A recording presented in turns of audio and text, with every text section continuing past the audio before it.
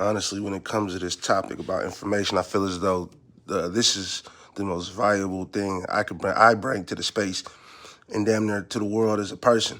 Is my unique perspective is I've been studying this stuff so many different avenues as I've gotten to this point where I've narrowed it down that it all boils down to the purpose of information in this information age. And we're always getting overrun with a bunch of information. It's, can I take that information, apply it to my life, and make my life better?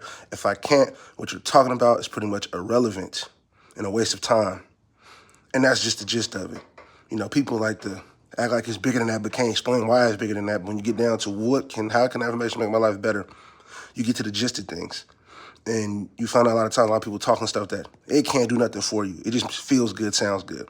Anunnaki, mermaids, you know what I'm saying, star seeds, and some of that stuff, cool. Astrology, cool. Teach you a little bit about yourself. Some of it adds up, you know, give you a little insight. It might help you discover your purpose a little bit. But the overindulgence and trying to make it the center of everything, I think that's going overboard.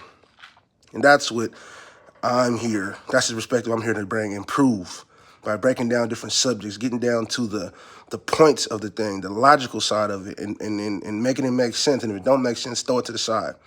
And ultimately, my purpose is to push people to demand real life things from these so-called leaders. You feel me? From these people, like up the ante on what you accept from leadership. You feel me? We want solutions and real life things to move, not just talkers that talk well and just sell us stuff. You know what I'm saying?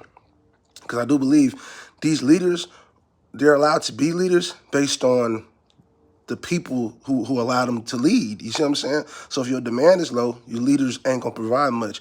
But if you stop being silly and you demand these leaders to actually do real work and provide tangible things that could really make people's lives better, now things start to pick up and get better.